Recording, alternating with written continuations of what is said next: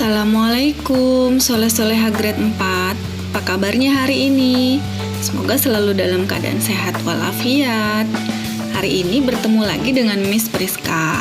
Untuk materinya, tema 4I, subtema 3, pembelajaran 4 ya. Teman-teman sudah siap belajar? Disiapkan bukunya, yuk kita mulai belajar.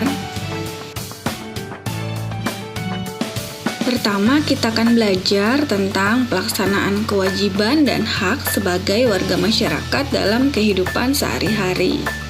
Teman-teman, salah satu akibat jika kita tidak menerapkan kepedulian terhadap lingkungan adalah terjadinya bencana alam loh.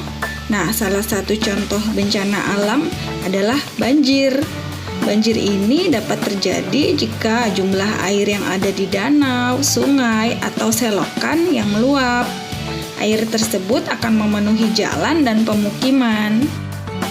Di sini teman-teman bisa melihat diagram penyebab banjir. Ada penebangan hutan liar, aliran air tidak lancar, bendungan yang jebol, tanah yang sudah tidak dapat menyerap air, membuang sampah sembarangan, curah hujan yang tinggi, pemukiman di bantaran sungai, dan drainase yang tidak memadai. Teman-teman, jika dilihat dari penyebab terjadinya bencana banjir, dapat dikatakan ya bahwa penyebab bencana banjir ini disebabkan oleh aktivitas manusia loh.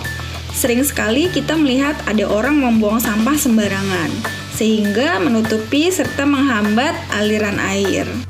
Nah, menurut teman-teman, apakah membuang sampah tidak pada tempatnya ini merupakan tindakan yang terpuji?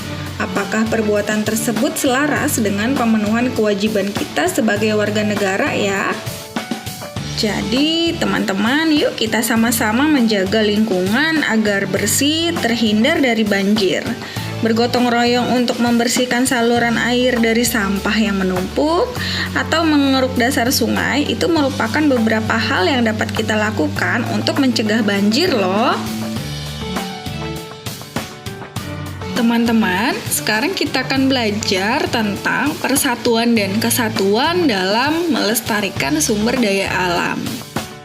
Teman-teman, melestarikan sumber daya alam merupakan kewajiban seluruh anggota masyarakat ya. Hal tersebut dilakukan agar sumber daya alam tetap lestari dan dapat dimanfaatkan. Namun, melestarikan kekayaan sumber daya alam bukanlah milik satu orang saja. Seluruh masyarakat wajib untuk melaksanakannya bersama-sama dan saling menunjukkan sikap persatuan dan kesatuan. Berikut ini beberapa contoh sikap persatuan dan kesatuan dalam melestarikan sumber daya alam.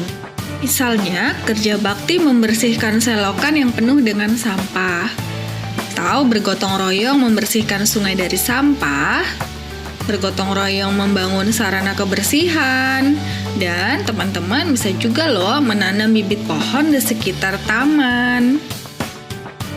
Teman, sekarang kita akan belajar tentang wawancara.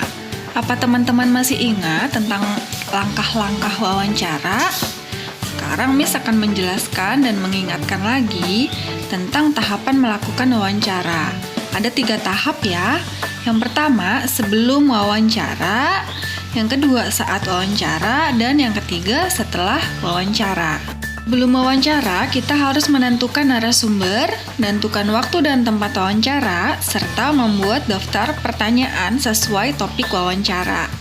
Wawancara, kita menemui narasumber sesuai waktu dan tempat, mengajukan pertanyaan kepada narasumber, mencatat jawaban dari setiap pertanyaan yang diajukan, dan mengucapkan terima kasih kepada narasumber. Langkah terakhir, yaitu setelah wawancara, kita merangkum semua jawaban dari narasumber, lalu membuat kesimpulan wawancara, dan jangan lupa membuat laporan wawancara. Nah, teman-teman, dalam sebuah wawancara, kita sebagai pewawancara harus menggunakan bahasa Indonesia yang baik dan benar ya, serta harus mudah dipahami oleh narasumber.